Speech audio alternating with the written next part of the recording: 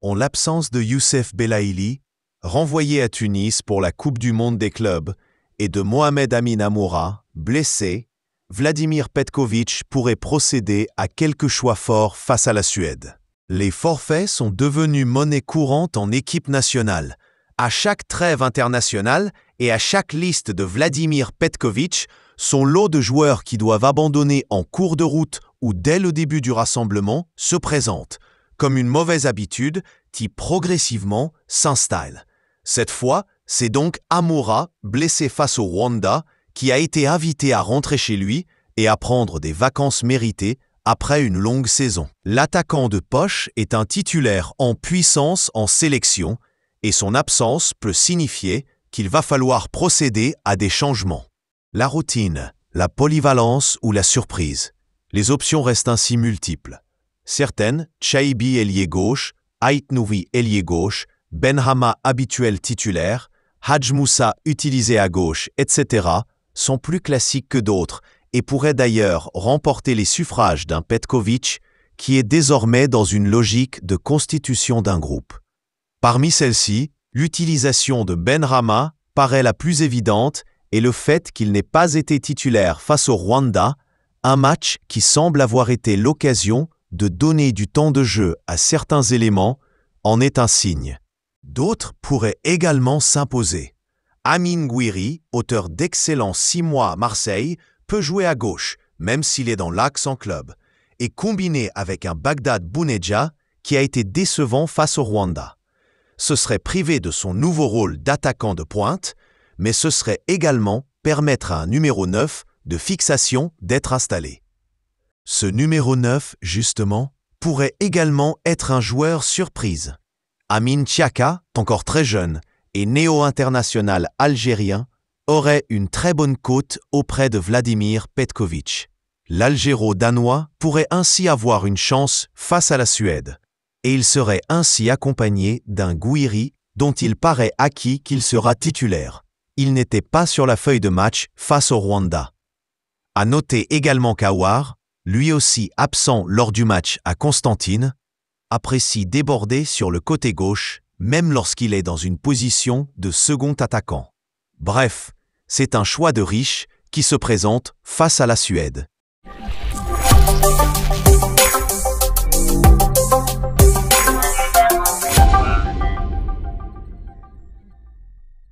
Absent de la liste de Vladimir Petković, Adil Boulbina aurait pu avoir une chance d'en être avec l'officialisation du forfait de Mohamed Amin Amoura. Mais ni Dorval, ni Titraoui, ni Boulbina. En découvrant la liste de Vladimir Petković pour la présente trêve internationale, beaucoup se sont agacés de voir ces 3 éléments, pourtant auteurs d'une excellente saison 2024-2025 chacun de leur côté, ne pas être appelés par le sélectionneur. C'est pourtant bien une logique de groupe qui a prévalu de l'aveu même du Suisse bosnien, qui tient à tout faire pour créer des automatismes à l'approche d'une CAN au Maroc dont le coup d'envoi sera donné dans 6 mois seulement.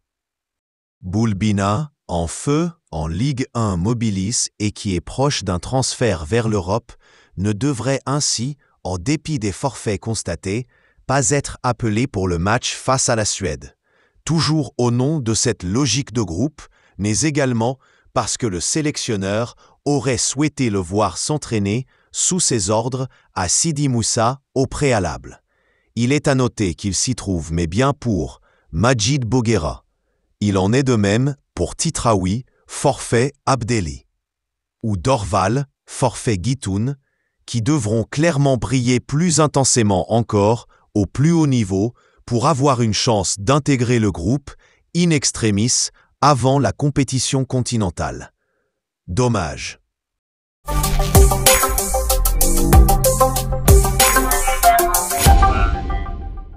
L'économie algérienne connaît un tournant majeur.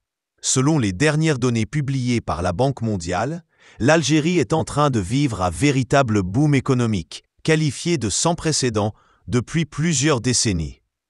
Cette croissance soutenue qui tranche avec les années de stagnation et de dépendance aux hydrocarbures, repose désormais sur une dynamique multisectorielle et des réformes structurelles profondes. Une croissance économique robuste.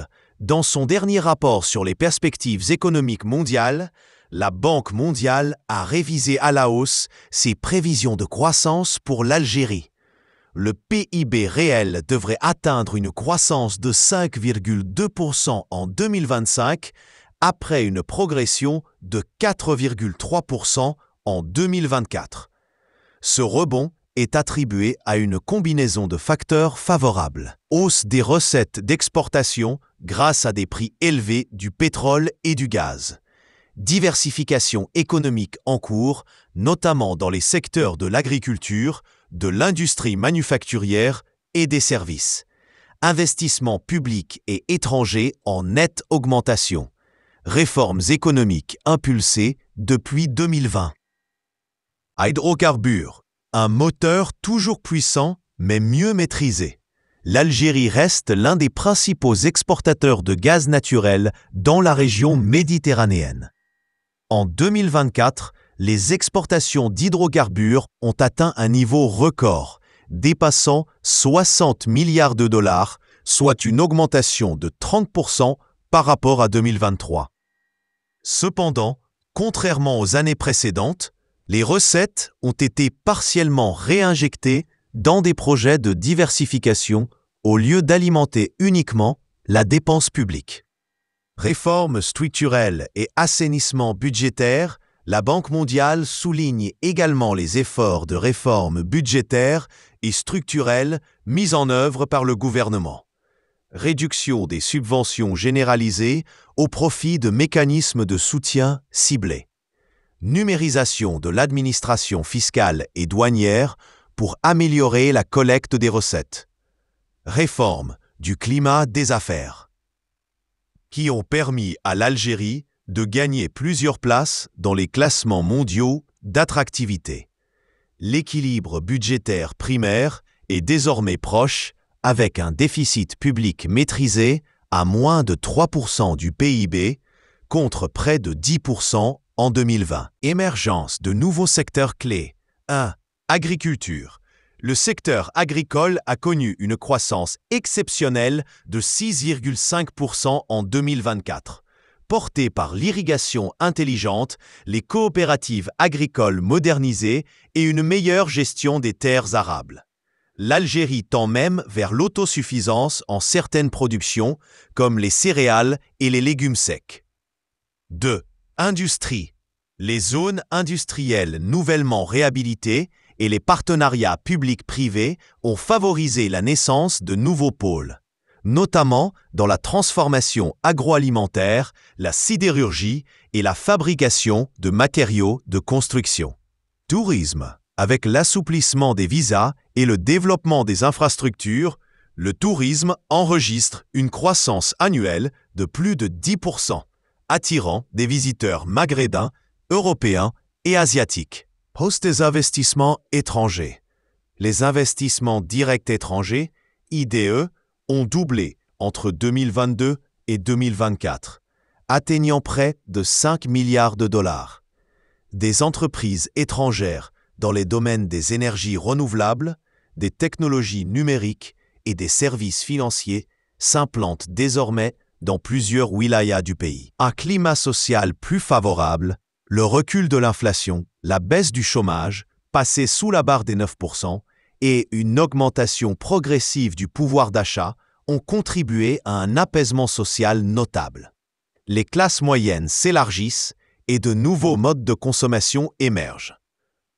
Les défis à relever. Malgré cette dynamique prometteuse, la Banque mondiale appelle à la prudence et à la persistance des réformes.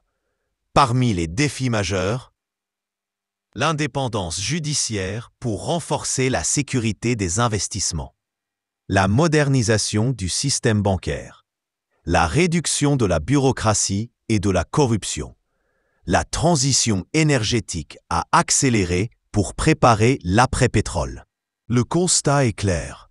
L'Algérie vit une transformation économique profonde et durable.